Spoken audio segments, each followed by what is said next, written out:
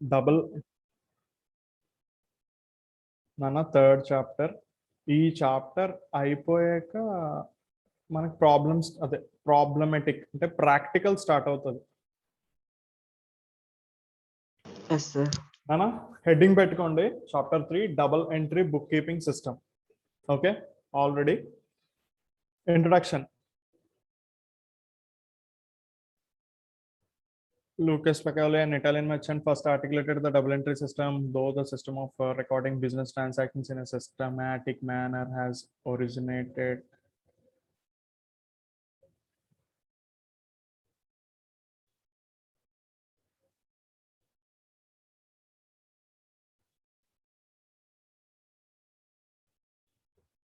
Has originated in Italy. It was perfected in England, other European countries during 18th century after the Industrial Revolution. Many countries have adopted this system today for recording transactions. ఎప్పుడు కనిపెట్టారు, ఎవరి ద్వారా develop అయిందని చెప్పారు. ఇది మనకు అసలు ఇంపార్టెంటే కాదు, అసలు మనం తెలుసుకోవాల్సిన అవసరం కూడా లేదు. చదవండి క్యాజువల్గా, single reading, just general knowledge కోసం, అంతేనా? ఓకేనా? నెక్స్ట్ మీనింగ్ నాన్న, there are numerous transactions which are to be recorded in a business concern. నాన్న మీరు అందరూని క్లాస్ చెప్పేసాక జనరల్గా టెక్స్ట్ బుక్ని చదువుతున్నారా, క్యాజువల్ రీడింగ్ అయినా వేస్తున్నారా? అంటే నేను చెప్పిన క్లాస్ని, లేకపోతే నేను ఇచ్చిన షార్ట్ నోట్స్ మాత్రమే చూస్తున్నారా? ఎవరైనా Sir, reading class. చెయ్యండి, ఎందుకంటే జస్ట్ లాంగ్వేజ్ కానీ ఆన్సర్ రాయడం కానీ మనం ఆ రీడింగ్ ఇస్తున్నప్పుడే అలవాటు అవుతుంది. ఓకేనా? రోహన్, నాకు అర్థమైంది. ఓకే, నీది రోహన్ మనకి రిప్లై ఇచ్చాడు. ఓకే ఓకేనా? జనరల్ రీడింగ్ అయ్యండి, బట్టి కొట్టడానికి ట్రై చేయక్కర్లేదు మన అకౌంట్స్ లో theory. Okay, there are numerous transactions which are to be recorded in a business concern. Each transaction revolves two important aspects. One is receiving aspect or incoming aspect, or expenses or loss aspect termed as debit aspect. The other aspect is giving aspect or outgoing aspect, or incoming or gain aspect, that is credit aspect. These two aspects, namely debit and credit, form the basis of double entry system. Hence the double entry system involves the recording of both aspects of transactions, debit and credit. నాన్న starting లో class చెప్పుకున్నట్టయితే account అని గుర్తు పెట్టుకోండి నాన్న, debit అని ఒక word, credit అని ఒక వర్డ్ గుర్తు పెట్టుకోండి, తర్వాత చెప్తాను అన్న. ఆ నెక్స్ట్ క్లాస్ లోకి వెళ్తే డ్యువల్ ఆస్పెక్ట్ సిస్టమ్ అని ఒక కాన్సెప్ట్ చెప్పా. డ్యువల్ ఆస్పెక్ట్ సిస్టమ్ అని, డ్యువల్ ఆస్పెక్ట్ అని ఏమన్నా గుర్తుందా? ఎస్ సార్, మనకు ఒకటి రావాలంటే ఒకటి వెళ్ళిపోవాలి సార్. ఓకే, సో సంథింగ్ ఏదో ఒకటి జరుగుతూ ఉంటుంది. ఒక ట్రాన్సాక్షన్ జరగాలంటే ఏదో ఒకటి జరుగుతూ ఉంటుంది. ఒకడు ఇచ్చేవాడు అయి ఉంటాడు, ఒకడు తీసుకునేవాడు అయి ఉంటాడు, ఒకడు అమ్మేవాడు అయి ఉంటాడు, ఒకడు కొనేవాడు అయి ఉంటాడు, ఒకడు డబ్బులు ఇస్తాడు, ఒకటి డబ్బులు తీసుకుంటాడు, ఒకటి ఖర్చు అవుతూ ఉంటుంది, ఒకటి లాభం వస్తూ ఉంటుంది. సో డ్యూవల్ ఆస్పెక్ట్ రెండు జరుగుతూ ఉంటాయి. సో ఆ డ్యూవల్ ఆస్పెక్ట్ సిస్టమ్ వల్ల క్రియేట్ అయ్యింది డబల్ ఎంట్రీ సిస్టమ్. ఓకే, మనది అకౌంటింగ్ అంతా డబుల్ ఎంట్రీ సిస్టమ్ ఏనన్నా, కంప్లీట్ డబుల్ ఎంట్రీ సిస్టమ్. ఎందుకు సార్ అంటే ఏం లేదు, వీళ్ళు ఒక scientific rules and regulations create చేశారు. దానివల్ల ఏంటంటే ఎంత పెద్ద బిజినెస్ ఆర్గనైజేషన్ ఉన్నా, ఎంత చిన్న బిజినెస్ ఆర్గనైజేషన్ అన్నా క్యాలిక్యులేషన్స్ చాలా ఈజీగా జరుగుతాయి. సో అది మనం నెక్స్ట్ ఫార్వర్డ్ అవుతుంటే తెలుస్తూ ఉంటుంది. Okay, the fundamental rule under double entry book keeping system is that for every debit there must be A corresponding value of every credit. అంటే డెబిట్ ఉండే ప్రతి చోట క్రెడిట్ ఉండాలి. మనం డెబిట్ ఏంటి, క్రెడిట్ ఏంటి ఫ్యూచర్లో నేర్చుకుంటూ ఉన్నాం.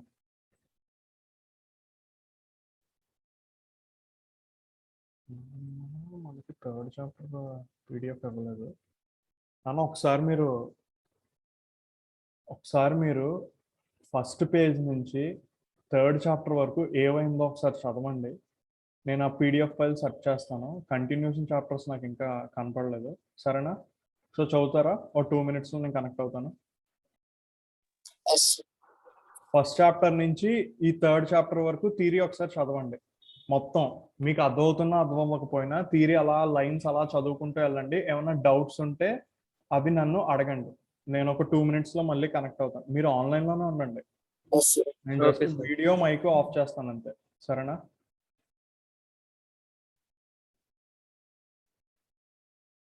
Okay sir.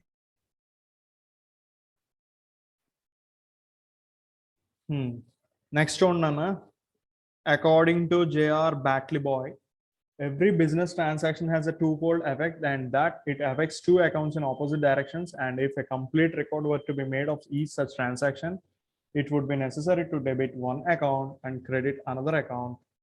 This recording of twofold effect of every transaction has been given rise to term double entry system. ఇది బ్యాట్లీ బాయ్ అన్నవాడు వేరే టైప్ ఆఫ్ జస్ట్ డెఫినేషన్ అనమాట. సో మన అకౌంటింగ్ లో ఏంటంటే ఎవరైనా ఫేమస్ అయ్యారనుకో, వాడు ఎవరికి నచ్చినోడు వాడు ఒక డెఫినేషన్స్ ఇచ్చేస్తూ ఉంటారనమాట. సో వాడు యాంగిల్లో డబుల్ ఎంట్రీ సిస్టమ్ గురించి ఒక డెఫినేషన్ ఇది ఇచ్చాడు అనమాట. Okay, next futures.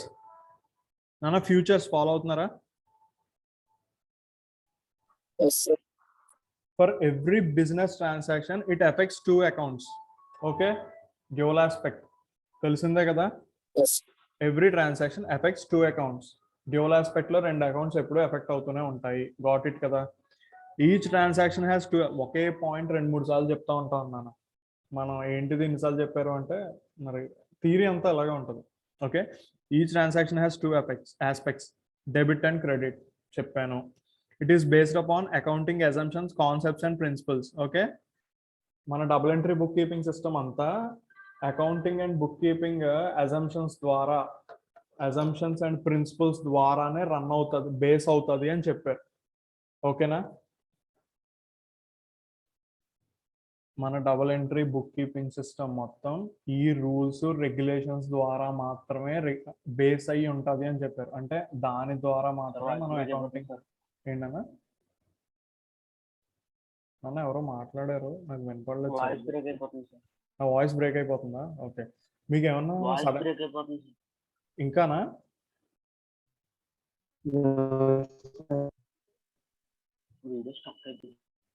వీడియో కూడా హ్యాంగ్ అవుతుందా?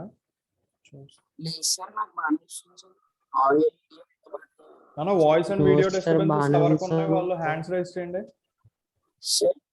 వాయిస్ అండ్ వీడియో డిస్టర్బెన్సెస్ ఎవరికి ఉందో వాళ్ళు హ్యాండ్స్ రైజ్ చేయండి ఒకసారి.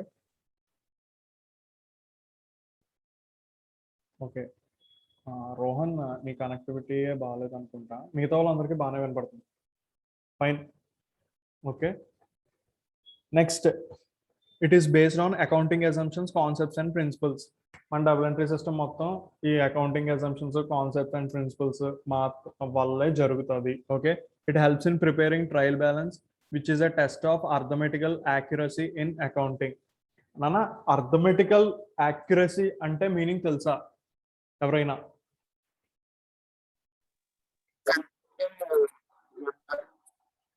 జస్ట్ వాయిస్ వినపట్లేదు. ఇంకెవరైనా హ్యాండ్స్ రైజ్ చేయండి చెప్తా అనేవాళ్ళు.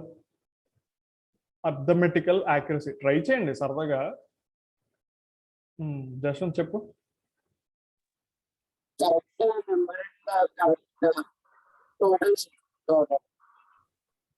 వాయిస్ నాకు సరిగ్గా వినపట్లేదు కానీ ఏదో టోటల్స్ కరెక్ట్ అని ఏదో వినపడింది. నేను కన్వే చేస్తా. అర్థమెటికల్ యాక్యురసీ అంటే ఏంటన్నా క్యాలిక్యులేషన్స్ యొక్క యాక్యురసీ అంటే కరెక్ట్నెస్. ఈ double entry book keeping system ద్వారా తెలుస్తుంది. Double entry book keeping system అంటే అదొక సెపరేట్ చాప్టర్ అది అని ఏమనుకోకండి. మనం మొత్తం అకౌంట్స్ లో చేసేదంతా డబుల్ ఎంట్రీ బుక్ కీపింగ్ సిస్టమే. ఫస్ట్ బేసిక్ అర్థం అవడం కోసం ఇలా చెప్పారు అంతే. నాన్న క్వశ్చన్ హెడ్డింగ్ పెట్టండి, advantages of double entry system book keeping system. పడుతున్నారా? చాప్టర్ హెడ్డింగ్ పెట్టారు కదా, తర్వాత నేను ఏ పాయింట్ చెప్పలేదు. సో ఫస్ట్ క్వశ్చన్ అని పెట్టుకొని advantages of double entry book keeping system. Sir 1 second voice break అయింది. చాప్టర్ హెడ్డింగ్ పెట్టాం కదా నాన్న, third chapter double entry book keeping system అని. అందులో first question advantages of double entry book keeping system అని first question రాయండి. రాసిన తర్వాత ఆన్సర్స్ లో first point,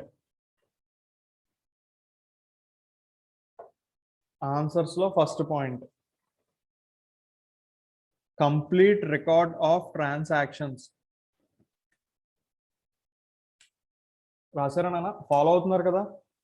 complete record of transaction. This system maintains a complete record of all business transactions because it records both the aspects of financial transaction. Complete record of transactions అని first point రాయాలి. రాసిన తర్వాత explain చేస్తున్నాను చూడండి. This system maintains a complete record of all business transactions because it records both the aspects of financial transaction. మొత్తం అన్ని ఎంట్రీలు ఉంటాయి, అందుకు ఉపయోగపడుతుంది అని చెప్పాడు. అంతే. నెక్స్ట్ పాయింట్ రాసుకున్నానా, సైంటిఫిక్ సిస్టమ్. కీవర్డ్ నేనేం చెప్పలేదు కదా నాన్న, నువ్వు నచ్చింది రాసుకో. నేను ఏమన్నా కీవర్డ్ చెప్తే మాత్రం స్పెసిఫిక్ గా అది రాయండి. కీవర్డ్ ఏం చెప్పకపోతే ఏం లేదు, కంప్లీట్ రికార్డ్ ఆఫ్ ట్రాన్సాక్షన్స్ అని రాసాడా వాడు. ఇప్పుడు దానికి స్పెషల్ గా ఏంటి, దిస్ నీ ఇన్వాల్వ్మెంట్, నీ టాలెంట్ వాడేసి ఒక సెంటెన్స్ ఫ్రేమ్ చేయడమే. అర్థమైందా? అంటే కీవర్డ్ ఇంపార్టెన్స్ ఆ హెడ్డింగ్ లేదు, కంప్లీట్ రికార్డ్ ఆఫ్ ట్రాన్సాక్షన్స్ అనేది పెద్ద కీవర్డ్. ఎందుకంటే ఆ పాయింట్ చూడగానే మనకి మీనింగ్ అర్థమైపోయింది. సో దాన్ని ఎలాబరేట్ చేసి రాయడమే. నువ్వు రాసుకో నీకు నచ్చింది. ఓకే, దాని కీవర్డ్ అని నేను చెప్పలేదు కాబట్టి నువ్వు నచ్చింది రాసుకో. Scientific system. This is only scientific system of recording business transactions to help attain objectives of accounting. ఇది సైంటిఫిక్ ఎందుకన్నా అంటే రూల్స్ అండ్ రెగ్యులేషన్స్ పక్కాగా చెప్పేశారు, వాటిని మాత్రమే ఫాలో అవ్వాలి అన్నాం కాబట్టి. So to attain the objectives of accounting. First chapter లో ఆబ్జెక్టివ్స్ ఆఫ్ అకౌంటింగ్ అని 4 పాయింట్లు చదువుకున్నాం. సో 3 పాయింట్లు. ఆ ఆబ్జెక్టివ్స్ అటైన్ చేయాలంటే ఇది ఫాలో అవుతాం, అది ఒక అడ్వాంటేజ్ అని చెప్పారు. అంతే. And next, a check on accuracy of the accounts. Third point రాయండి. రాస్తున్నారా? థర్డ్ పాయింట్ రాశారు కదా. Next, by the use of the system the accuracy of the accounting work can be established by preparation of trial balance. ఇందాక మనం మాట్లాడుకున్నాం కదా మన arithmetical accuracy కావాలనుకుంటే ట్రయల్ బ్యాలెన్స్ ద్వారా జరుగుతుంది. అది book keeping, double entry book keeping system వల్ల వస్తుంది అని. సేమ్ పాయింట్ ఇక్కడ ఈ సబ్ హెడ్డింగ్ రూపంలో చూపించాడు, అడ్వాంటేజ్ అని చెప్పి. So a check on accuracy of accounts, ఇక్కడ ఏం చేస్తారంటే కీవర్డ్ కింద by preparation of trial balance.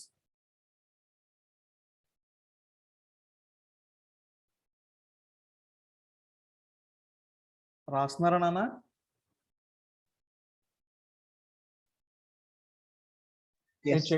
Check on accuracy of accounts అనేది పాయింట్ రాస్తాం, దాని పక్కన కీవర్డ్ కింద ఇది రాసుకుంటాం, by preparation of trial balance.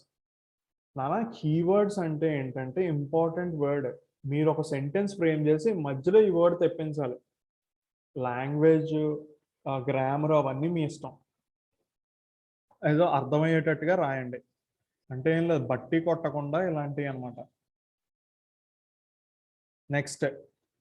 Next point రాసుకోండి, prevents frauds and errors. Point రాసుకోండి. Okay, in case of disagreement of trial balance efforts will be made to locate the errors by internal check so that correct picture of business may be ascertained. Nana ikkada chudu, to locate the errors by internal check అనేది keyword.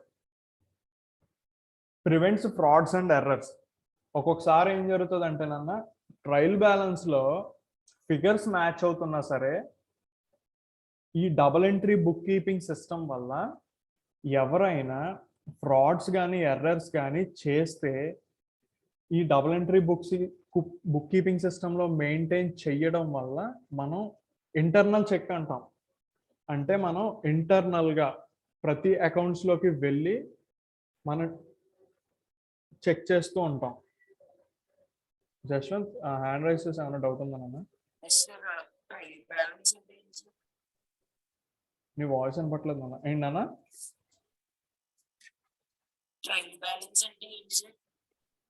నాన్న trial balance అంటే starting లోనే accounting is an art of, ఆ definition గుర్తుందా? అందులో trial balance ఒక keyword కి చెప్పాను, ట్రయల్ బ్యాలెన్స్ అని చెప్పి.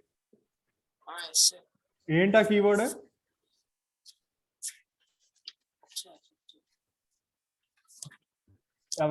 మిగతా ఎవరైనా ట్రై చేస్తారా?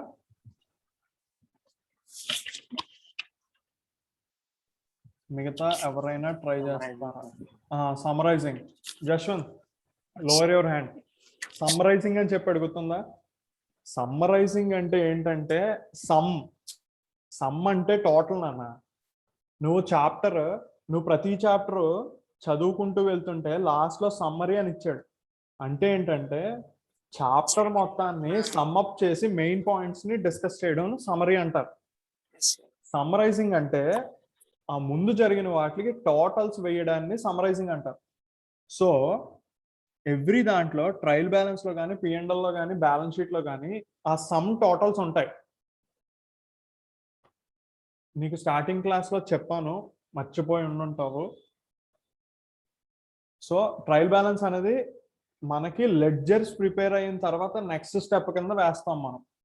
ఓకే, పర్లేదు, దీనివల్ల ఒక ఐడియా ఉంటుంది అంతే, ఇది ఇప్పుడు తెలుసుకున్నా సరే. సో లెడ్జర్స్ తర్వాత నేను చెప్తా ట్రయల్ బ్యాలెన్స్ ఇలా ప్రిపేర్ చేయాలి నాన్న, ఈ టోటల్స్ ని ఇలా వెయ్యాలి నాన్న అని చెప్తా. ఓకే, అప్పుడు ఫాలో అవుతుంది కానీ, సరేనా?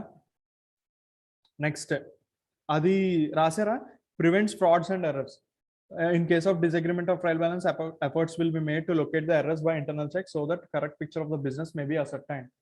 దాంట్లో కీవర్డ్ వచ్చి to locate the errors by internal check. అది కీవర్డ్ నాన్న, రాసుకోండి. Next point, ascertainment of profit or loss. Point రాయండి. It helps in ascertainment of profit or loss for a particular period by preparing the profit and loss account. Profit and loss account లో మనకి profit వచ్చిందా loss వచ్చిందా అనే విషయాన్ని రాస్తాం నాన్న. ఒక్కొక్కసారి నేను క్యాజువల్ గా ప్రాఫిట్ అనే మాట మాత్రమే వాడేస్తూ ఉంటాను, లాస్ అనే పదం తెలియకుండా స్పెసిఫై చేయడం మర్చిపోతూ ఉంటాను. అకౌంటింగ్ లో కొంచెం హై లెవెల్ వెళ్తున్నప్పుడు ప్రాఫిట్ అంటాము, లాస్ ని నెగిటివ్ ప్రాఫిట్ అంటాం. ఓకే, సో ప్రాఫిట్ వచ్చింది కదా సార్, లాస్ అనలేదు కదా సార్ అంటే నేను ఒక్కొక్కసారి టెర్మినాలజీ నేను స్కిప్ అయిపోవచ్చు. ప్రాఫిట్ అనే క్యాజువల్ గా వాడేస్తూ ఉంటాను లాస్ అనే పదానికి బదులు. మేబీ మాక్సిమం నేను కరెక్ట్ గానే వాడడానికి ట్రై చేస్తా. ఒక్కోసారి ఏంటంటే నెగిటివ్ ప్రాఫిట్స్ కూడా ప్రాఫిట్ అంటూ ఉంటాం. సో కొన్ని చోట్ల క్యాపిటల్ ఎందుకు అంటారు, బిజినెస్ లోకి ఎంటర్ చేస్తాము అంటే మనం ప్రాఫిట్స్ కోసం అని చెప్తాం. స్టూడెంట్స్ కి డౌట్ రావచ్చు, సార్ క్యాపిటల్ ఎంటర్ చేసినంత మాత్రాన లాస్ కూడా రావచ్చు కదా సార్ అని. సో ప్రాఫిట్ అనేది లాస్ అనేది నెగిటివ్ ప్రాఫిట్ గా సింబాలిక్ గా చెప్తారు నాన్న. ఓకేనా? నెక్స్ట్ నాన్న, అసర్టైన్మెంట్ ఆఫ్ ఫినాన్షియల్ పొజిషన్ అనేది, సారీ నాన్న, ఇది రాసారా? Ascertainment of profit or loss side heading పెట్టారు కదా, దాని కీవర్డ్ నాన్న. వాయిస్ డిస్టర్బెన్స్ వచ్చింది, ఎవరో ఏదో మాట్లాడారు, నాకు సరిగ్గా వినపడలేదు. Ascertainment of profit or loss అని చెప్పి పాయింట్ రాశారు కదా, దాని కీవర్డ్ కింద by preparing the profit and loss account. ఓకేనా నాన్న? నెక్స్ట్ పాయింట్కి వెళ్తున్నాను, మీరు అందరూ రాసే ఉంటారు అని అనుకుంటున్నాను. Next point ascertainment of financial position. Financial position అంటే నేను ఆల్రెడీ చెప్పాను, మీ ఫినాన్షియల్ స్టేటస్ ఏంటి, మీ ఫినాన్షియల్ పొజిషన్ ఏంటి అంటే మనకు వచ్చే ప్రాఫిట్టా లాసా కాదు, మనకు ఆస్తులు ఎన్ని ఉన్నాయి, అప్పులు ఎన్ని ఉన్నాయి అని చెప్పగలిగేది ఫినాన్షియల్ పొజిషన్. ఓకే, దీనికి keyword by preparing the balance sheet. Keyword రాసుకోండి. ఇక్కడ చూడండి, the financial position of the concern can be ascertained at the end of each period by preparing the balance sheet. So balance sheet తయారు చేయడం వల్ల మన financial position తెలుస్తుంది. Next 7th point, full details for control. This system permits accounts to be kept in very detailed form and thereby provides sufficient information for the purpose of control. Nana 7th point రాసుకోండి, full details for control. This system permits accounts to be kept in a very detailed form and thereby provides sufficient information for the purpose of control. ఇక్కడ sufficient information అనేది keyword కింద రాసుకోండి. Full details for control ఏం లేదు, ప్రతి transaction కి each and every detail ఉంటుంది అని సింపుల్ గా చెప్తున్నాడు అంతే. నన్న next point, comparative study. The results of 1 year may be compared with those of previous years and the reasons for change may be ascertained. ఇక్కడ keyword 1 year may be compared with those of previous years. Comparative study అంటే తెలుసు కదా నాన్న, comparison అన్న అంటే ఏం లేదు, comparison ఏంటో తెలుసు, ఆడికి ఎలా ఉంది నాకు ఎలా ఎందుకు ఉంది ఇలా కంపేర్ చేసుకోవడం. నెక్స్ట్ మనకి ఎలా ఉపయోగపడుతుంది అంటే అకౌంటింగ్లో ప్రీవియస్ ఇయర్ ప్రాఫిట్స్ ఎంత వచ్చినాయి, ఈ ఇయర్ ప్రాఫిట్స్ ఎంత రావాలి, అక్కడ ప్రీవియస్ ఇయర్ తప్పులు ఏమన్నా చేసామా లేదా, ఆ తప్పుల్ని మనం రెక్టిఫై చేసుకుని ఈ ఇయర్స్ ప్రాఫిట్స్ ఎలా ఇంక్రీజ్ చేసుకోవాలి. ఇలాంటి కంపారిజన్ అంటే ముందు ఇయర్ బ్యాలెన్స్ షీట్ని ఈ ఇయర్ బ్యాలెన్స్ షీట్ని చూసి ఇక్కడ లాస్ ఎందుకు వచ్చింది, ఇక్కడ ప్రాఫిట్ అండ్ లాస్ అకౌంట్ని బ్యాలెన్స్ షీట్ని చూసి ఇక్కడ లాస్ ఎందుకు వచ్చింది, ఇక్కడ ప్రాఫిట్ ఎందుకు వచ్చింది, ఇక్కడ ఈ అసెట్ ఎందుకు రైజ్ అయింది, ఇది ఎందుకు తగ్గింది, ఇవి కంపేర్ చేసుకోవడానికి ఉపయోగపడుతుంది double entry book keeping system. అంతే అన్న. కంపారిటివ్ స్టడీలో కీవర్డ్ చెప్పాను చూసారా, 1 year may be compared with those of previous years అని చెప్పా. Next point helps in decision making. నాన్న మనం అసలు ఈ అకౌంటింగ్ చేస్తుందే ఫినాన్షియల్ స్టేట్మెంట్స్ డెరైవ్ చేయడం కోసం అండ్ నెక్స్ట్ మన డెసిషన్ మేకింగ్ కోసం మాత్రమే. ఫినాన్షియల్ స్టేట్మెంట్స్ కూడా ఎందుకు తయారు చేసుకుంటాం అంటే డెసిషన్ మేకింగ్ ఉపయోగపడుతుంది అనే. So helps in decision making ఇది ఏంటంటే కీవర్డ్ వచ్చి sufficient information to the management. So మనం డెసిషన్ తీసుకోవడానికి ఈ double entry book keeping system అనేది ఉపయోగపడుతుంది. ఓకే నెక్స్ట్ నాన్న అకౌంట్ సార్ ఒకసారి 9th పాయింట్ ఒకసారి 9th పాయింట్ చూపించనా? సార్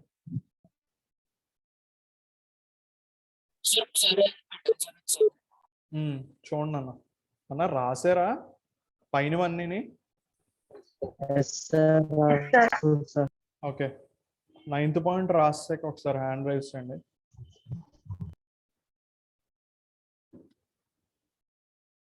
మిగతా వాళ్ళు కూడా రాస్తారు కదా. ఒకసారి ఫీచర్స్ లో 3, 4, 5 పాయింట్స్ ఎక్స్ప్లెయిన్ చేయరా సార్? నెట్వర్క్ ఇష్యూ వచ్చింది సార్ ఫీచర్స్ లో. సార్ ఏంటన్నా ఫీచర్స్ లో 3, 4, 5 పాయింట్స్ సార్. ఫీచర్స్ లోనా నాన్న? మనం అందరూ రివిజన్ కింద తీసుకుందాం. మిగతా వాళ్ళు ఎవరు డౌట్ వచ్చింది ఎవరికి? సార్ పేరు Devakumar.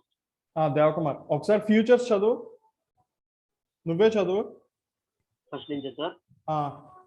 Every business transaction effect 2 accounts. అంటే ఏంటి చెప్పు. ప్రతి బిజినెస్ ట్రాన్సాక్షన్ 2 అకౌంట్స్ ఎఫెక్ట్ చేస్తుంది sir.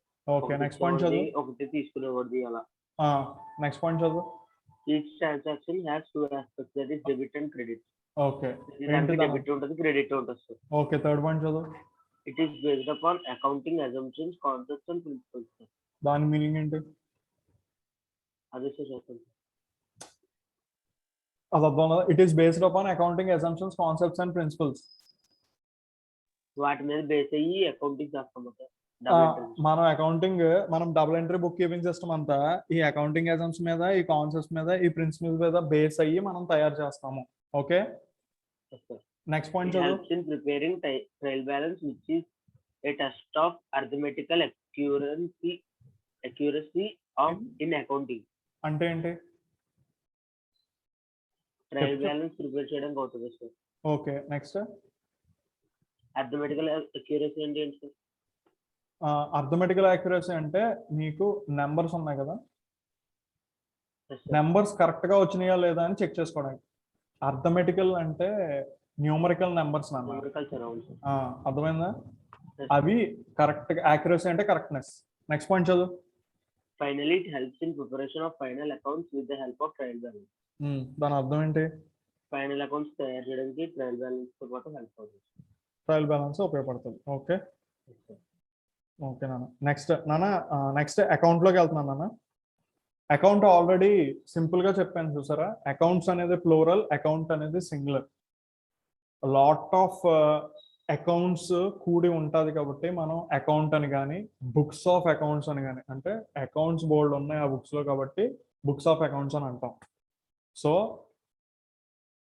Every transaction has 2 aspects. Each aspect has an account. It is stated that an account is a summary of relevant transactions at one place relating to a particular head. Account అంటే ఏంటంటే ఒక పేరుతో ఒక account ఉంటుందన్న, వాళ్ళ యొక్క transactions అన్ని వాళ్ళ అకౌంట్లోనే రాస్తాం. అంటే ఎలా అంటే ఇప్పుడు బ్యాంక్ అకౌంట్ ఉంటుంది, అవునా? నీ పేరు మీద ఒక బ్యాంక్ అకౌంట్ ఉంటుంది. సో బ్యాంక్ అనే వాడిలో నీ పేరు మీద ఒక అకౌంట్ ఉంది. నీ పేరు మీద ఉన్న అకౌంట్లో ఓన్లీ నీ ట్రాన్సాక్షన్ మాత్రమే రికార్డ్ అవుతాయి. అంటే నీ అకౌంట్ నెంబర్ ఉంటుంది చూసావా, నువ్వు డబ్బులు వేస్తావు, నువ్వు డబ్బులు తీస్తావు, నువ్వు విత్డ్రా చేస్తావు, లేకపోతే నీకు ఏమైనా ఇంట్రెస్ట్ పడుతుంది, అన్నీ నీ ట్రాన్సాక్షన్స్ మాత్రమే ఆ అకౌంట్లో కనపడుతూ ఉంటాయి. జస్ట్ ఎగ్జాంపుల్ కింద చెప్పాను, అదే ఒక ఐడియా కోసం. అది అర్థమైంది, అర్థం అవ్వకపోయినా కన్ఫ్యూజ్ అవ్వద్దు. నెక్స్ట్ ప్రాబ్లమ్స్లోకి వెళ్ళాక నీకు క్లారిటీ పెరుగుద్ది. Okay, the common form of account has 3 parts. Title, ప్రతి అకౌంట్కి ఒక పేరు ఉంటుంది. Next left side or the title అంటే ఆ ట్రాన్సాక్షన్ ఎందుకు చేయకుండా పర్పస్ ఏంటన్నా title sir. Title of the account అంటే నాన్న, ఇప్పుడు నేను చెప్పిన బ్యాంక్ అకౌంట్ ఎగ్జాంపుల్ గుర్తుందా? Yes sir. అర్థమైంది కదా. ఇప్పుడు ఆ బ్యాంక్ అకౌంట్ పేరు ఏంటి? నీ పేరు ఉంటది. అంటే owner of the account sir. నీ వాయిస్ కట్ అవుతుందన్న, ఏంటన్నా? Owner of that account sir. Voice cut. వేరే ఎవరైనా చెప్పగలరా తను ఏం చెప్తున్నాడో? నాకు సరిగ్గా వినపట్లేదు.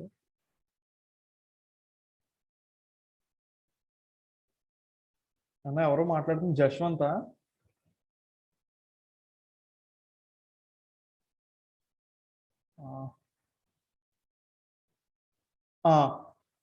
ఓనర్ ఆఫ్ ద అకౌంట్, అంతే. అంటే ఓనర్ అని కాదు, ఆ అకౌంట్ ఎవరి పేరు మీద చేస్తున్నావు అని అంతే. నీకు బ్యాంక్ విషయంలో ఓనర్ అని వచ్చింది. సో డిఫరెంట్ ట్రాన్సాక్షన్స్కి సెపరేట్ నేమ్ ఉంటుంది, మనం ఐడెంటిఫికేషన్ ఈజీగా చేయడానికి. ఇప్పుడు సండ్రీ క్రెడిటార్ ఉంటాడు, అంటే ఇప్పుడు మన దగ్గర ఒకడు మనం ఒకరికి డబ్బులు ఇవ్వాలి, ఓకే, వాడి పేరు రాస్తాం account, title of the account. అంటే మనకెవడైనా డబ్బులు ఇవ్వాలి, వాడి పేరు రాస్తాం, అకౌంట్ నేమ్ అంటే అది టైటిల్ ఆఫ్ ద అకౌంట్. కంగారు పడుకు, ఈ చాప్టర్ అయిపోయి మనం గేమ్ స్టార్ట్ చేసేస్తాం.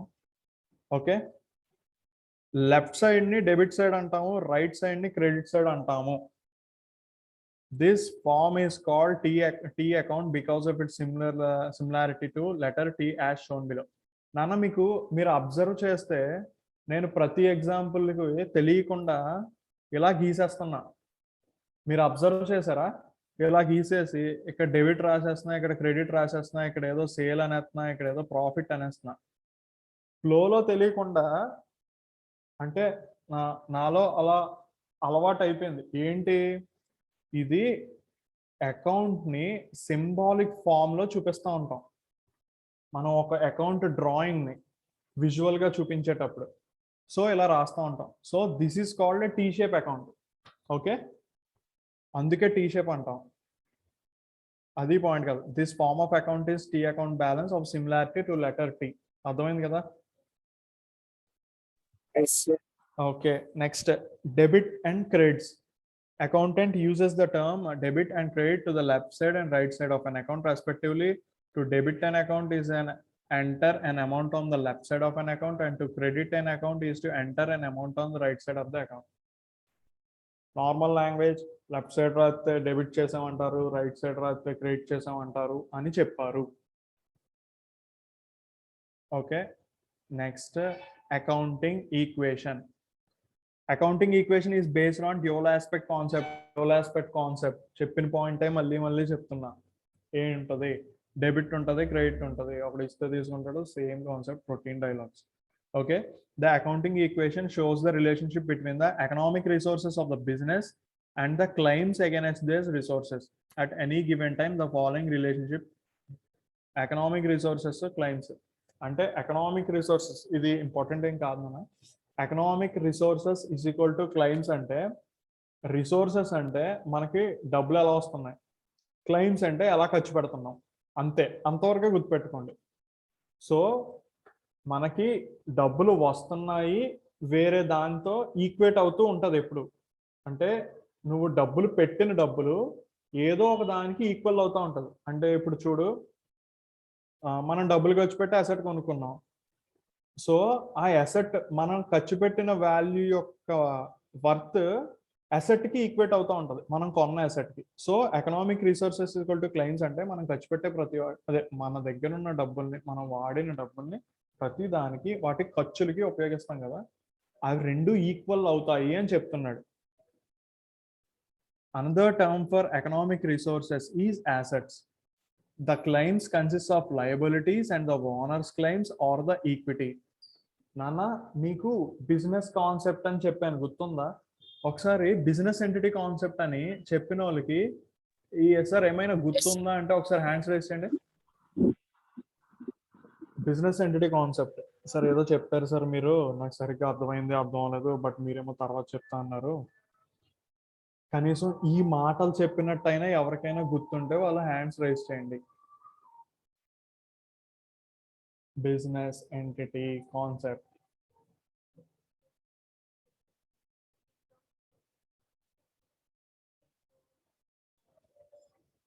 ఫాలో అవుతున్నారా?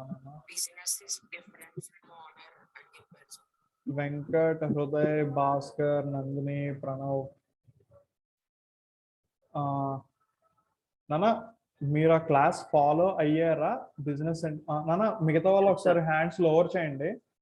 వెంకట్, హృదయ్, భాస్కర్, నందిని, ప్రణవ్, రోహన్, మీరు ఆ టాపిక్ ఫాలో అయ్యారా నాన్న నేను చెప్పింది? అప్పుడు నేను option sir. Okay okay. Next మిగతా వాళ్ళు. ఆ రోజు బాగాలేదు సార్, అందుకు రాలేదు sir. Okay okay. Class next. Okay okay. Next నాన్న మిగతా వాళ్ళు. నాన్న డౌట్స్ ఏమన్నా ఉన్నాయా? నాన్న మీరు ప్రీవియస్ చాప్టర్స్ మిస్ అయినా సరే మీరు గుడ్డిగా నన్ను ఫాలో అవుతూ ఉండండి. నేను సబ్జెక్ట్ చెప్తా ఉంటాను, చెప్తూ పాత టాపిక్స్ని మళ్ళీ కవర్ చేసి రికవర్ చేస్తూ ఉంటాను. మీరు చదివేసుకుంటున్నప్పుడు అవి గుర్తుండిపోతాయి, మీరు కంగారు పడక్కర్లేదు. ఆ టాపిక్ ఆ క్లాస్లో నేను లేను కానీ, లేకపోతే వినలేకపోయాను కానీ, అర్థం కాలేదు కానీ, మనకి బోల్డ్ అంత టైం ఉంది, నేను చాలా ఫాస్ట్గా రివిజన్ చేస్తాను. మీరు ఆ విషయంలో భయపడాల్సిన అవసరం లేదు. ప్రతి కాన్సెప్ట్ నేర్చుకునే మీ సిలబస్ కంప్లీట్ చేస్తా, సరేనా? అందరికీ అర్థమయ్యేకే. ఇక్కడ ఎవరో మాట్లాడుతున్నారు. Sir I'm Nandini. చెప్పమ్మా. నేను actually I'm from Karnataka. Okay. నా లాంగ్వేజ్ ఫాలో అవుతున్నావా? యా సార్, కొంచెం కొంచెం అర్థం అవుతుంది. Actually, and I can speak continuously in English, but most of the students are interested in having Telugu classes. Okay, sir. So I ought to speak in Telugu only most of the session. So because Yeah, sir, no problem. I can continue with you, but if I get doubt, can you explain in English? నేను ఖచ్చితంగా చెప్తా. నీకు normal Telugu అర్థమవుతుందా? నువ్వు బాగానే మాట్లాడుతున్నావు Telugu. Okay sir. ఓ పని చేస్తాను, నేను కొన్ని పాయింట్స్ అంటే ద నెసెసిటీ ఆఫ్ ఇంపార్టెన్స్ బట్టి నేను ఇంగ్లీష్ అండ్ తెలుగు రెండు ఎక్స్ప్లెయిన్ చేస్తూ ఉంటాను. Okay, could you get me? Okay sir. Yes sir, thank you. Okay okay నాన్న, ఇలాంటి కంప్లైంట్స్ ఎవరికైనా ఉంటే నాకు please mention if so anybody found these type of complaints. Okay, పర్లేదు, ఫీల్ ఫ్రీ. మీ గ్రూప్స్లో నా ఫోన్ నెంబర్, నా నెంబర్ కూడా ఇన్వాల్వ్ చేసి ఉంది. మేబీ ఇలా పబ్లిక్ అంటే అందరిలో చెప్పలేకపోయినా మీరు టెక్స్ట్ చేయండి, పర్లేదు. ఓకేనా? ఓకేనా? I'm going to next session. As per the business entity concept, the business is separate from its owner for accounting purpose. Hence, the owner too has a claim on the business. Just remember, business entity concept, the meaning is completely just make an assumption that the owner is separate and the business is separate. Just give a distinction between both of the business. అన్న మిగతా వాళ్ళు follow అయ్యారా? Sir owner separate, business separate, అలా గుడ్డిగా పెట్టుకోండి అంతే. సరేనా? Owner separate, business separate అంతే, రెండు ఒకటి కాదు. ఎందుకు చెప్పారో సార్ తర్వాత తెలుస్తూ ఉంటుంది. ఓకేనా? ఫస్ట్ ఫార్ములా నాన్న అసెట్స్ ఈక్వల్ టు ఈక్విటీస్ అన్న. ఈక్విటీస్ అనే టెర్మినాలజీ మీకు ఫౌండేషన్ లెవెల్లో జనరల్గా రాదు, మీకు ఇంటర్ ఫైనల్ ఆ రేంజ్లో వస్తూ ఉంటుంది. సో ఈ ఈక్విటీస్ని ఆర్ అన్నారు కదా, equities is equal to capital plus liabilities. Okay చెప్పినా దేవకుమార్? సార్ మీరు క్యాపిటల్ అంటే ఇన్వెస్ట్మెంటే కదా సార్, బిజినెస్ అంతేనా? మరి అకౌంట్స్ లో క్యాపిటల్ అంటే పర్సన్ అదే ఓనర్ రాస్తాం కదా సార్ క్యాపిటల్ అని. అవునా? డిఫరెన్స్ ఎలా చెప్తుంది సార్ ఇప్పుడు నాన్న నీకు ఇన్వెస్ట్మెంట్ కి పర్సన్ కి? చెప్తాను నాన్న. యాక్చువల్లీ క్యాపిటల్ అంటున్నాం కదా, yes sir. Title of the account అని ఉంటుంది. అక్కడ అవును సార్, ఓనర్ క్యాపిటల్ పేరు, అకౌంట్. ఓనర్ పేరు రాస్తాం. ఓకే, క్యాపిటల్ కి వాల్యూస్ అడుగుతున్నారు అనుకో, అప్పుడు అమౌంట్ రాస్తాం.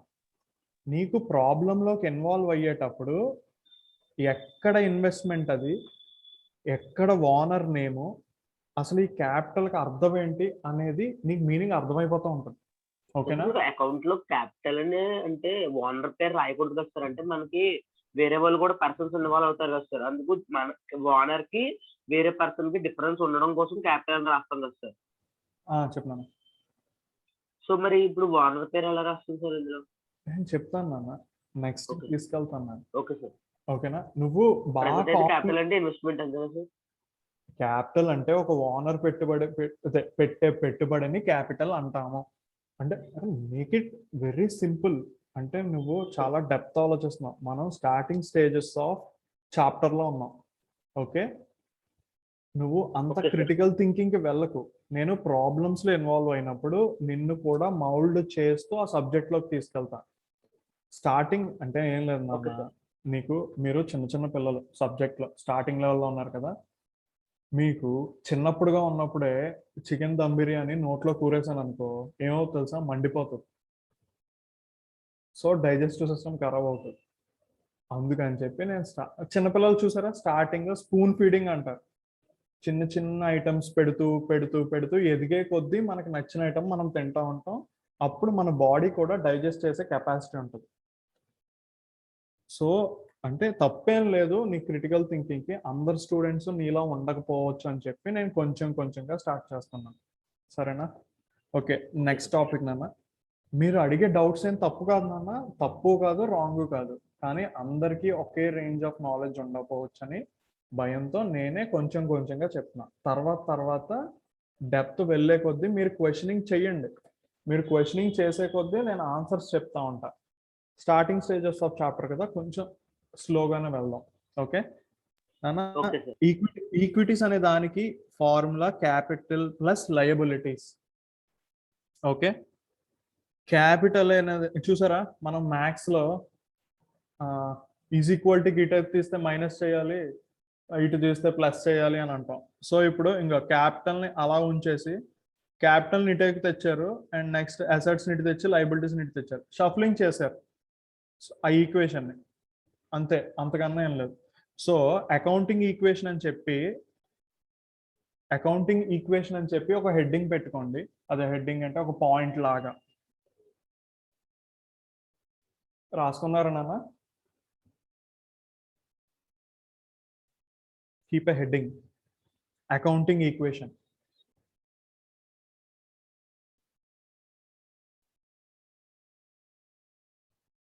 ఓకే, దెన్ దాంట్లో జస్ట్ ఒక పాయింట్ లాగా అకౌంటింగ్ ఈక్వేషన్లో ఏదో చిన్న హెడ్డింగ్లో ఉంటే కింద ఫార్ములా లాగా assets equal to capital plus liabilities.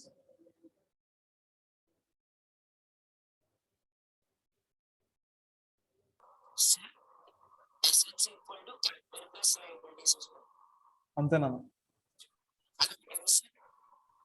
మూడు రాద్దాం, ఇటు షిఫ్ట్ చేసి ఇటు ఈ మూడు రాసేయండి.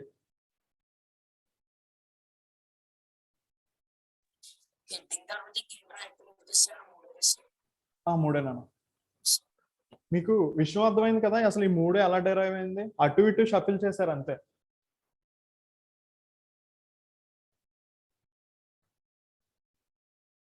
అదే నన్ను మ్యాథ్స్ లో నేర్చుకుంటాం కదా, ఇటు వేస్తే ప్లస్ చేయండి, ఇటు వేస్తే మైనస్ చేయండి, అంతే. జస్ట్ ఈక్వేషన్ లో. ఓకే, నేను ఇంకా ఫార్వర్డ్ చేయొచ్చు కదా, దీని గురించి అంతగా చెప్పడానికి ఏం లేదు. రాసుకుంటారా? రాసేనా? Assets equal to capital plus liabilities అని రాసాంగా, అటు ఇటు వేయడమేగా.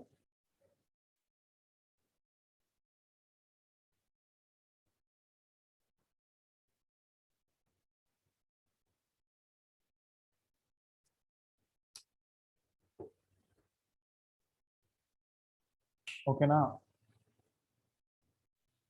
వెళ్ళిపోవచ్చా? Yes, sir. Yes, sir. ఓకేనా? వచ్చేసాం. సబ్జెక్ట్ కొంచెం మొదలవుద్ది. ఇప్పటి వరకు ఏంటంటే ఏదో నేర్చుకుంటున్నాం, ఏంటిది అది ఇది అన్నట్టు అనిపిస్తుంది. సో మన అకౌంటింగ్లోకి ఎంటర్ అవ్వడం స్టార్ట్ అవుతున్నట్టే, ప్రాక్టికల్ నాలెడ్జ్లో. ఇప్పటి వరకు theoretical. Okay, classification of accounts. Accounts ఎన్ని రకాలు ఉంటాయి అనేది heading.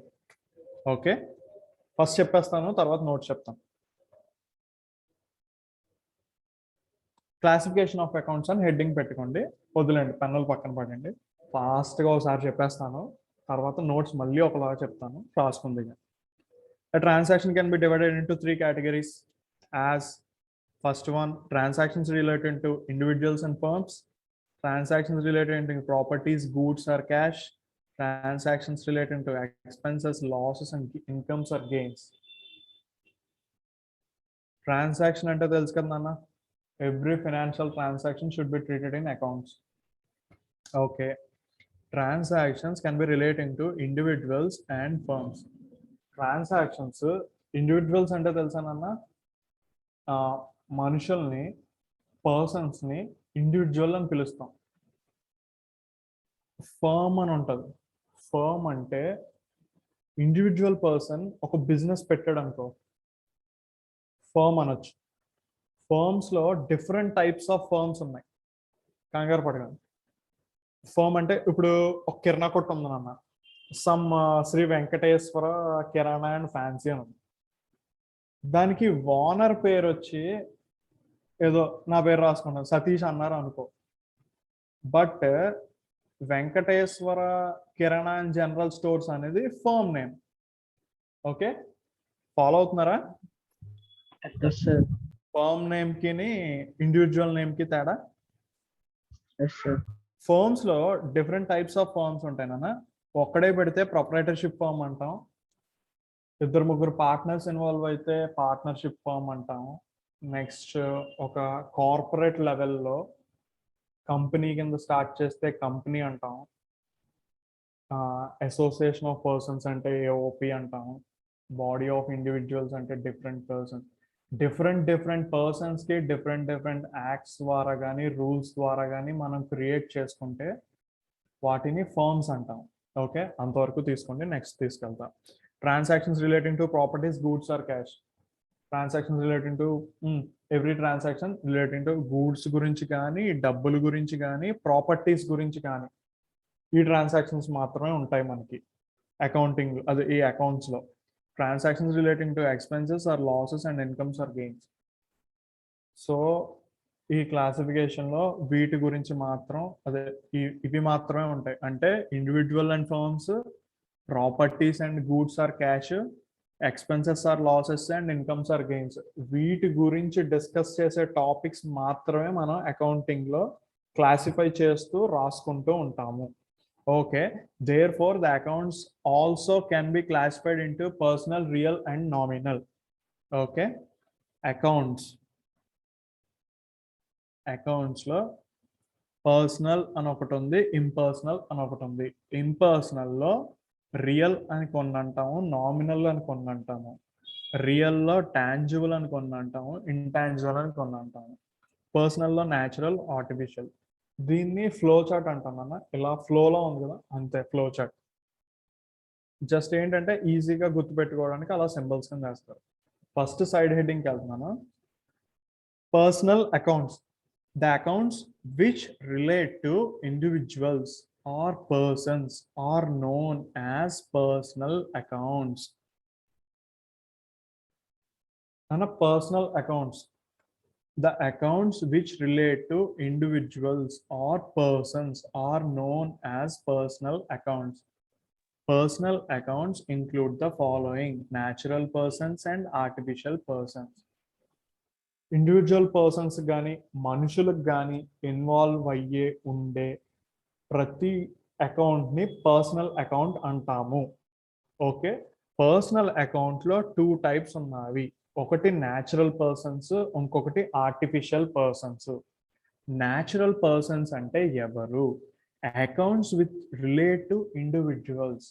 For example Pavan's account and Srinu's account. నాన్న ఎవ్రీ పాయింట్లో నేమ్ ఇంటర్ఫియర్ చేసేస్తున్నాము అనేవి న్యాచురల్ పర్సన్స్గా తీసుకుంటాము. Okay, artificial persons, accounts which relate to group of persons or firms or institutions. For example, Infosys Limited, Andhra Bank, LIC, Lions Club. ఇందా చెప్పాను కదా శ్రీ కిరాణా general stores, Shri Venkateswara కిరాణా general stores లా firms, organisations, institutions. వాళ్ళు ఏంటంటే group of persons అనమాట. ఒక్క మనిషి ఉండడు. ఒక్క మనిషి ఉండేది కూడా ఆర్టిఫిషియల్ పర్సన్ కింద రాయొచ్చు. వాళ్ళు ఏంటి, proprietorship firm.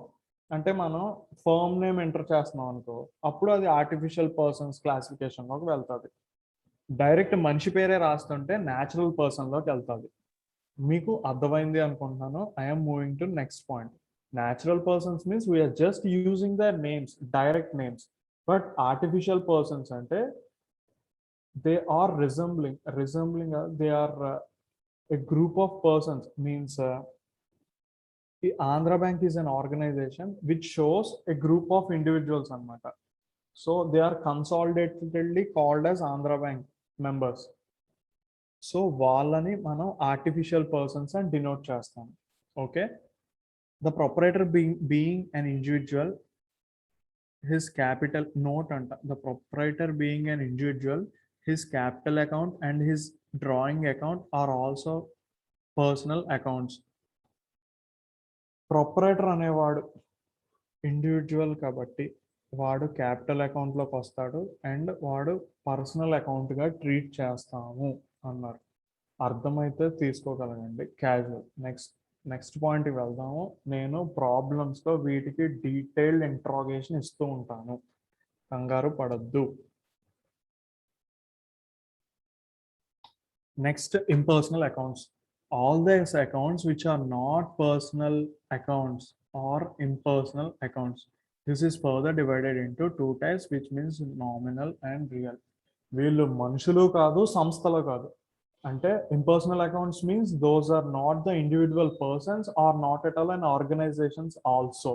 So these are to be treated as impersonal accounts. So impersonal accounts లో ఎవరెవరు వస్తూ ఉంటారు? So the first one is real accounts. Accounts relating to the properties and assets which are owned by the business concern, or real accounts which include tangible and intangible accounts. For example, land, building, machinery, furniture, stock, goodwill, etc. Nana real accounts ki general ga ekku depth ఆలోచించకండి. వీళ్ళు చెప్పింది light గా తీసుకోండి, తర్వాత ఇంకా depth కి వెళ్దాం. Accounts relating to the properties and assets which are owned by the business concern. Assets ni, properties ni, ఆ బిజినెస్ కన్సర్న్ యొక్క అసెట్స్ ని, ప్రాపర్టీస్ ని రియల్ అకౌంట్స్ గా తీసుకుందాము అన్నారు. ఓకే, జస్ట్ ఆ రియల్ అకౌంట్స్ లో ఎగ్జాంపుల్స్ కింద land, building, machinery, stock, good will ఇలాంటివన్నీ వస్తాయి అని అన్నారు. ఓకే, ఫర్ ఎగ్జాంపుల్ అంటే ఇవి కొన్ని ఎక్సెట్రా అన్నాడు కదా నాన్న, ఇంకా చాలా టర్మ్స్ వస్తాయి. ఈ పాయింట్ వరకు అక్కడ వరకు తీసుకోండి. Next, nominal account. ఈ రెండు ఇంపర్సనల్ అకౌంట్స్ అన్న రియల్ నామినల్ అనేది ఇవి ఏంటంటే ఇండివిజువల్ పర్సన్స్ కాదు, మనుషులు కాదు, లివింగ్ ఆబ్జెక్ట్స్ కూడా కాదు, వేరేవన్నీ ఇలా వస్తాయి. Okay, nominal accounts. These accounts do not have any existence, form or shape. అదే వీటికి ఎగ్జిస్టెన్స్ ఉండదు, ఒక షేపు ఏమీ ఉండదు. They relate to incomes and expenses or gains or losses of business concern. ఈ జస్ట్ అకౌంట్స్ ఎందుకంటే మనం ఒక ఐడెంటిఫై చేయడానికి మాత్రమే, మన డెసిషన్ మేకింగ్ కోసం కానీ, మనం మెమరీ మర్చిపోకుండా ఉండడానికి కానీ మనం ఇవన్నీ అకౌంటిఫై చేస్తూ ఉంటాం మన బుక్స్లో. సో అవన్నీ నామినల్ అకౌంట్స్ కింద వస్తాయి. అలా మీరు ఇవన్నీ బట్టి కొట్టాల్సిన అవసరం లేదు. ప్రాబ్లమ్స్ చేసేటప్పుడు ఇవి మీకు సబ్కాన్షియస్గా రిజిస్టర్ అయిపోతూ ఉంటాయి. సో భయపడాల్సిన అవసరం లేదు. సార్ నాకు ఇవేవో కన్ఫ్యూజింగ్గా ఉంది సార్, ఏం వద్దు. ఈ చాప్టర్ అయిపోయాక నీ కన్ఫ్యూజన్స్ అన్నీ రిలీవ్ అయిపోతూ ఉంటాయి. నెక్స్ట్ డౌట్స్ ఏమైనా వస్తే మనం ఫాలో అవ్వండి, నేను చెప్తాను. Okay, salary account, commission account, rent account, discount are the examples of nominal accounts. ఇవి one of the examples. Okay, next అన్న సార్ నామినల్ అకౌంట్ అంటే ఎలా ఉంటుంది? ఏంటన్నా? ఇప్పుడు రియల్ అకౌంట్ అంటే ల్యాండ్స్ కి అసెట్స్ కి చూస్తారు కదా సార్. అవునన్నా. అంటే దేనికి చూస్తారు? ఓన్లీ నాన్న ఆ అకౌంట్ ఎలాంటి డీటెయిల్స్ డిస్కస్ చేస్తాయంటే మనకి ఇన్కమ్ వస్తుందా, లాస్ వస్తుందా, అది ఎక్స్పెండిచరా లేకపోతే గెయినా, లాసా, అలాంటి టాపిక్స్ మాత్రమే మాట్లాడతాయి. వాటిని నామినల్ అకౌంట్ అంటాం. ఓకే, జస్ట్ ఏంటంటే మన ట్రాన్సాక్షన్స్లో ఉన్న డిఫరెన్సెస్ మనకు కనబడుతూ ఉంటాయి, అవి మాత్రం ఇక్కడ రాస్తూ ఉంటాం. డిఫరెన్సెస్ అంటే మైనస్లు అవి కాదు. సింపుల్, ఈ ట్రాన్సాక్షన్ జరగడం వల్ల మనకి లాస్ వచ్చిందా, ప్రాఫిట్ వచ్చిందా, లేకపోతే ఎక్స్పెన్స్ అయ్యిందా, లేకపోతే ఇన్కమ్ అయిందా, అవి మాత్రమే ఈ అకౌంట్స్లో జనరేట్ చేస్తూ ఉంటుంది. అంతే, నువ్వు అంతవరకే గుర్తుపెట్టుకో, ఇంక వెళ్ళకు. నెక్స్ట్ నేను ప్రాబ్లమ్స్ చెప్తున్నప్పుడు నీకు అర్థమవుతూ ఉంటుంది. ఓకే, ఏం లేదు నాన్న, నేను ఎందుకు వెళ్ళొద్దు, అదే ఎక్కువ దూరం వెళ్ళొద్దు అని ఎందుకు అంటున్నానంటే, నేను టాపిక్ డిస్కస్ చేస్తూ మీకు అర్థమయ్యేలా చెప్పాను అనుకో, థియరీలో ఎక్కువ టైం కిల్ అవుతుంది, మీకు కాన్సెప్ట్ అర్థం అవుతుంది. బట్ ఎప్పుడైతే ఒక ప్రాబ్లమ్ని తీసుకుని ఆ వాల్యూస్తో కానీ చెప్పడం మొదలు పెడితే మీ మైండ్లో రిజిస్టర్ అయిపోతూ ఉంటుంది. సో నేను థియరీ దగ్గర అంత టైం స్పెండ్ చేయాల్సిన అవసరం ఉండదు నాకు. ఓకే, ఫిగర్స్ ఈ న్యూమరికల్ వాల్యూస్తో మీకు చెప్తున్నాను అనుకో, భలే రిజిస్టర్ అవుతూ ఉంటుంది మైండ్లో. సో జనరల్లీ టీచర్స్ అందరూ ఏం చేస్తారంటే ఫస్ట్ ప్రాబ్లమ్స్ చెప్పేసి అప్పుడు థియరీ ఎక్స్ప్లెయిన్ చేస్తారు, చాలా ఈజీగా ఉంటుంది. నేను అలా కాదు, ఏదో క్రొనలాజికల్ ఆర్డర్ అని చెప్పి అనుకున్నాం కదా, ఏదో పద్ధతిగా చెప్దాం అనుకున్నాను. బట్ చేంజెస్ జరుగుతున్నాయి. నేను ఇంపార్టెన్స్ ఉన్న వాటిని ఫస్ట్ చెప్పేస్తా, తర్వాత ఇంపార్టెన్స్ తక్కువ ఉన్నాయి తర్వాత చెప్తా ఉంటా ఇన్ డీటెయిల్. మనకి స్కోరింగ్ ప్లస్ కాన్సెప్చువల్ నాలెడ్జ్ ఉండాలి నాన్న, బోత్ ఉండాలి. కాన్సెప్ట్ ఒక్కటే ఉండే సరిపోతే నిన్ను ఎగ్జామ్ పాస్ చేయరు. కాన్సెప్ట్ ప్లస్ మార్క్స్ ఉంటేనే ఎగ్జామ్ పాస్ చేస్తారు. సార్ కాన్సెప్ట్ ఉన్న ప్రతి ఓడికి మార్క్స్ వచ్చేస్తాయా? అలా ఉండదు నాన్న. కాన్సెప్ట్ ఉన్న ప్రతి ఒక్కడు ప్రాక్టీస్ చేసి స్కోరింగ్ చెయ్యగలిగితేనే మార్క్స్ వస్తాయి. ఎప్పుడు గుర్తుపెట్టుకోండి, నాకు కాన్సెప్ట్ తెలుసు సార్ బట్ నాకు మార్క్స్ రావట్లేదు అనే వాళ్ళు కూడా ఉన్నారు మన అకౌంటెన్సీలో. ఓకే ఓకే నాన్న. Rules for debit and credit. Rules for debit and credit ఇవి జస్ట్ మీరు బై హార్ట్ చెయ్యాలి. దీనికి ఎక్స్ప్లెనేషన్స్ ఏమి ఇవ్వను. Personal account, debit the receiver, credit the giver. Real accounts, debit what comes in, credit what goes out. Nominal accounts, debit all expenses and losses, credit all incomes and gains.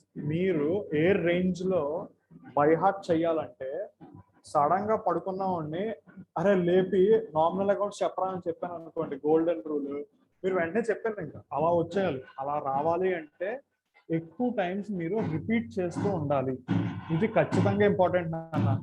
మీకు life long మీ journal entries కానీ accounts ఫార్మేషన్లో కానీ మీరు command ఉండాలి అంటే ఈ golden rules compulsory తెలియాలి.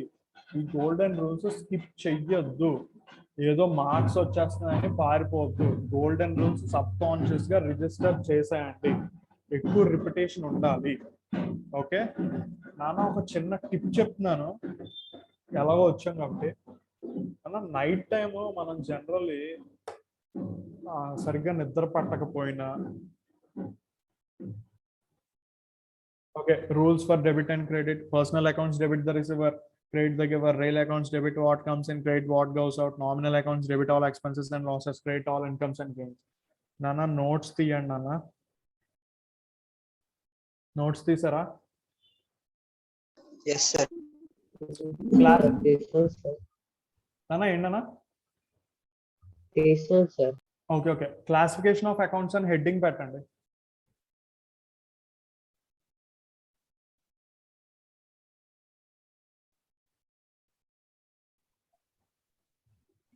పెట్టారు కదా నాన్న? నెక్స్ట్ ఇలా రాసుకోండి.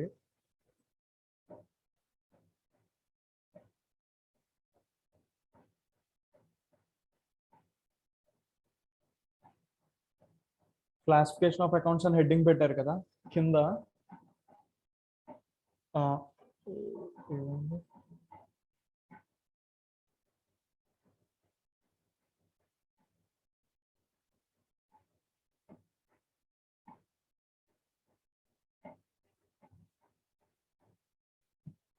ఏ అని పెట్టుకోండి.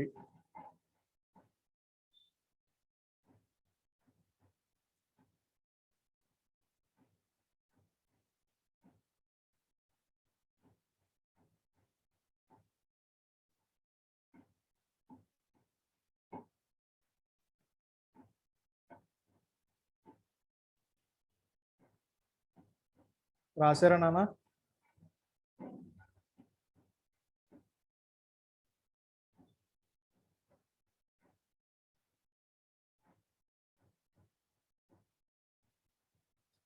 న్యాచురల్లో ఏదన్నా నేమ్ రాసుకోండి, మీ పేరు కానీ ఏదో ఒకటి. నేను నా పేరు రాసుకుంటున్నాను, సతీష్ అని. మీరు మీ పేరు రాసుకోండి గుర్తుండడానికి. లేకపోతే మీ ఫ్రెండ్స్ పేర్లు, ఎవరో ఒకరి పేర్లు రాసుకోండి. ఏదో సోనీ అని రాశాను. సార్ అది న్యాచురల్ ఆర్టిఫిషియల్ దాని పక్కన ఏంటి సార్ లెఫ్ట్ సైడ్ లో? ఇదానా? Yes sir. అకౌంట్స్ నాన్న, అకౌంట్స్ అని మనం హెడ్డింగ్ పెట్టాం కదా, క్లాసిఫికేషన్ ఆఫ్ అకౌంట్స్ అని. Yes sir.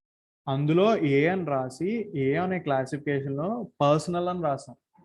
దానికి ఈ సింబల్ పెట్టి, అంటే డివైడెడ్ ఇంటూ 2 టైప్స్ అని. ఓకే, న్యాచురల్ అని పెట్టాం. న్యాచురల్ అని పెట్టి సతీష్ సోని అని పెట్టా. మీరు మీ పేరు రాసుకోండి. ఓకేనా? ఏం లేదు నాన్న, మీకు టాపిక్ అర్థమైపోయింది.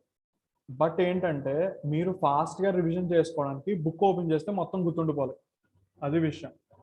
ఓకేనా? Got it. నెక్స్ట్ వెళ్తున్నా. ఆర్టిఫిషియల్ పర్సన్స్ లో ఎల్ఐసి అని కానీ ఇక్కడ రాసిన ఎగ్జాంపుల్స్ లో, నెక్స్ట్ టాటా, ఏదో టాటా మోటార్స్ అనేది ఒకటి. మీకు నచ్చినవి రాసుకోండి. నేను జస్ట్ ఎగ్జాంపుల్ గుర్తుండడం కోసం నేను పేర్లు చెప్తున్నాను. ఓకే,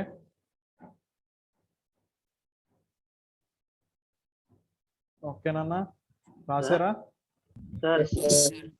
మీరు ఫస్ట్ లో ఫామ్ ఎగ్జాంపుల్ చెప్పారు కదా సార్, ఏంటన్నా? అదిదో వెంకటేశ్వర కరణ అలా చెప్పారు కదా సార్ ఎగ్జాంపుల్. అర్థం అవ్వలేదు, ఏం చెప్తున్నా? ఎగ్జాంపుల్ చెప్పారు కదా సార్ స్టార్టింగ్ లో. ఫామ్ సార్, ఫామ్ పేరు చెప్పారు కదా సార్ ఏదో. అవునా? అది పర్సనల్ లో న్యాచురల్ ఆర్టిఫిషియల్ లోగా వస్తుంది కదా సార్? ఆర్టిఫిషియల్ లోకి వస్తున్నాం. Okay sir. మనం డైరెక్ట్ గా పేర్లు రాస్తున్నప్పుడు న్యాచురల్ లోకి వస్తుంది. Yes sir. ఒక ఫామ్ పేరు రాసినా సరే ఆర్టిఫిషియల్ లోకి వస్తుంది. అవి ఆర్టిఫిషియల్ లోకి వస్తాయి. ఓకేనా? పర్సనల్. Next real. రియల్ కాదు, ఎలా పెట్టుకోండి, రియల్ రాయకండి అన్న.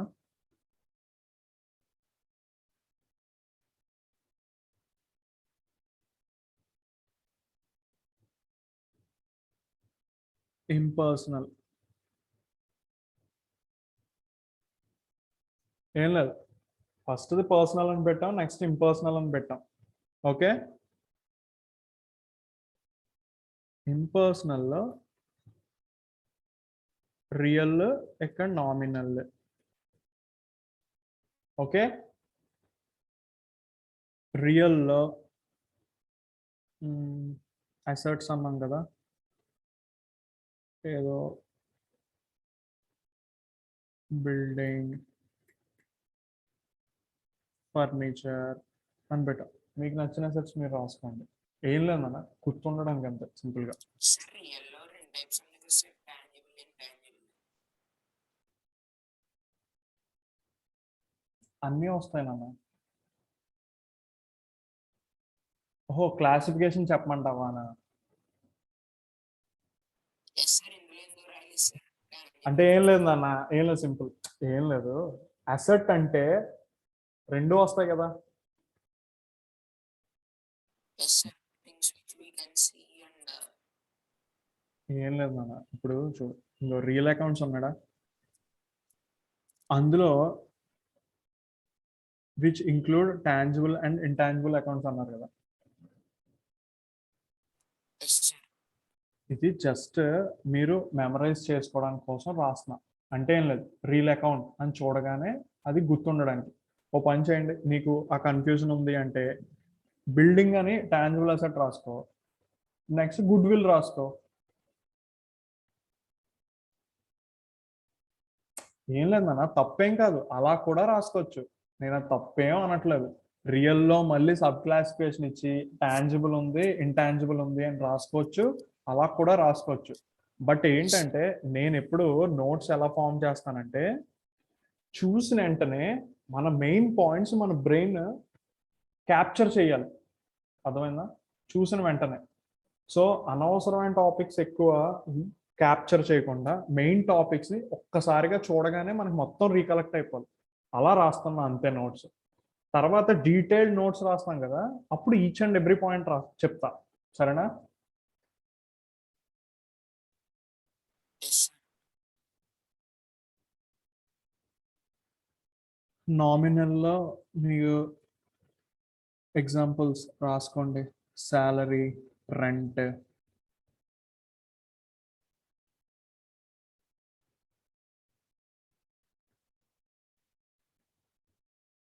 ఓకేనా, రాస్తారా? Yes, sir. చెప్పమ్మా, ఎవరు? హలో అన్నా, are there any doubts?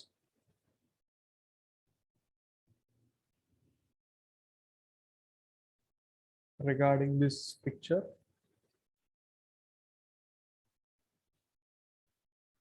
Okay.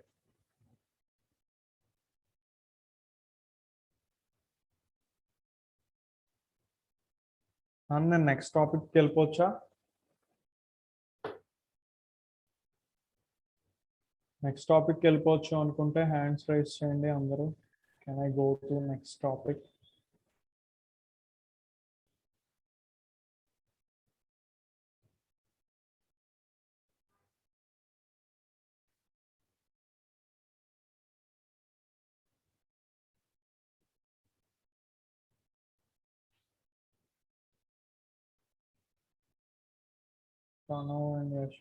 Okay, ఓకేనా.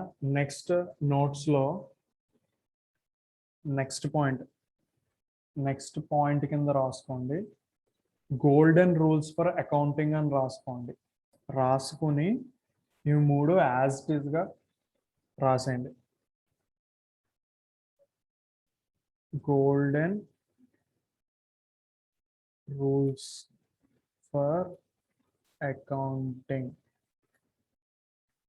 Please write the heading golden rules for accounting, and below that just copy these all lines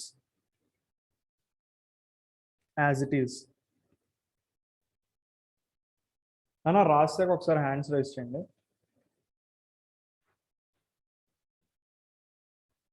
complete అయిపోయాక హ్యాండ్స్ రైజ్ చేయండి.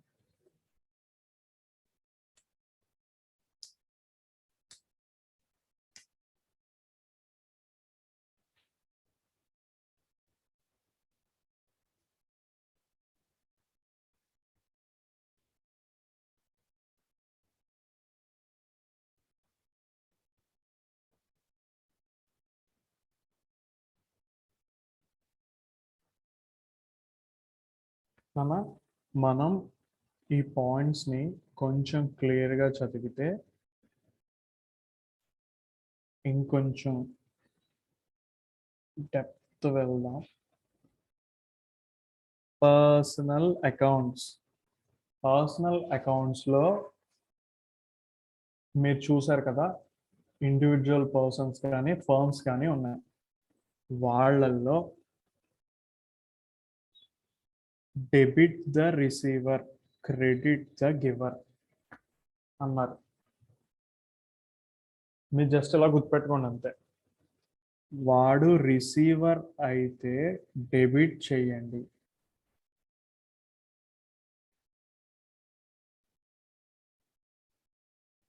గివర్ అయితే క్రెడిట్ చేయండి. అర్థమైందా? ఏంటంటే నాన్న, బిజినెస్ అనే ఉంది కదా, మన బిజినెస్ అనేది ఉంది కదా సెపరేట్గా. మన బిజినెస్ అనేది ఎవరి దగ్గర నుంచైనా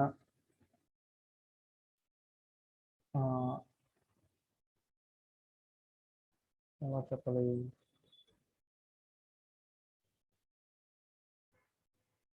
ఇప్పుడు మన బిజినెస్ దగ్గర నుంచి ఎవరైనా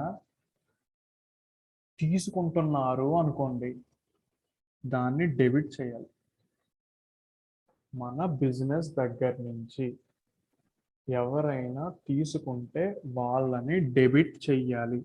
సార్ డెబిట్ అనేది ఎలా చేయాలి, క్రెడిట్ అనేది ఎలా చేయాలి అంటే, నేను నెక్స్ట్ ఆ డెబిట్ ఎలా రాయాలి, క్రెడిట్ ఎలా రాయాలి ఇది నేర్పిస్తాను. నెక్స్ట్ మనకు అదే టాపిక్. ఇంకా మీరు జస్ట్ ఈ లైన్స్కి క్లారిఫైడ్ మీనింగ్ తెలుసుకోండి అంతే. మన బిజినెస్ నుంచి ఎవరైనా రిసీవ్ చేసుకుంటుంటే వాడిని డెబిట్ చెయ్యండి. మన బిజినెస్ నుంచి ఎవరైనా తీసుకున్న ఆర్ఎల్స్ మన బిజినెస్ ఎవరికైనా ఇస్తున్నా వాడిని క్రెడిట్ చేయండి. నా తెలుగు స్టేట్మెంట్స్ కన్ఫ్యూజ్ అవుతున్నారా? No, sir. Debit the receiver, మన బిజినెస్ నుంచి రిసీవ్ చేసుకునే వాడిని డెబిట్ చేయండి. మన బిజినెస్కి ఎవరైనా ఇస్తున్న వాడిని క్రెడిట్ చేయండి. ఓకే, కొంచెం జాగ్రత్తగా, ఎందుకంటే కన్ఫ్యూజ్ అవద్దు. ఇది వస్తే మొత్తం వచ్చింది. పర్సనల్ అకౌంట్స్ అయిపోయింది కదా అన్న. పర్సనల్ అకౌంట్స్ ఫాలో అయ్యారా? స్టేట్మెంట్స్ మీకు క్లియర్గా అర్థమైందా? హ్యాండ్స్ రైజ్ చేయండి. మన బిజినెస్ నుంచి ఎవరు రిసీవ్ చేసుకుంటారో వాడిని డెబిట్ చెయ్యండి. మన బిజినెస్కి ఎవరు ఇస్తున్నారో వాళ్ళని క్రెడిట్ చేయండి. నాన్న మిగతా వాళ్ళకి అర్థం అవ్వలేదన్నా నాన్న హ్యాండ్స్ రైజ్ చేయలేదు? పర్లేదా? నేనేం ఫోర్స్ చేసి అర్థమనట్లేదు, అర్థమైతేనే లిఫ్ట్ చేయండి హ్యాండ్, సరేనా? అర్థం అవ్వకపోయినా పర్లేదు, నేను ఎగ్జాంపుల్స్ చెప్పేటప్పుడు మీకు ఖచ్చితంగా అర్థం అవుతుంది. ఓకే, నెక్స్ట్ రియల్ అకౌంట్లో ఏం వస్తూ ఉంటాయి? అసెట్స్ అవి వస్తూ ఉంటాయి కదా. So debit what comes in అంటే మన బిజినెస్లోకి ఏమన్నా వస్తుంటే దాన్ని డెబిట్ చెయ్యండి. నెక్స్ట్ అసెట్స్ అవి ఉంటాయి కదా, క్రెడిట్ చెయ్యండి. ఎవరిని? What goes out. ఓకే,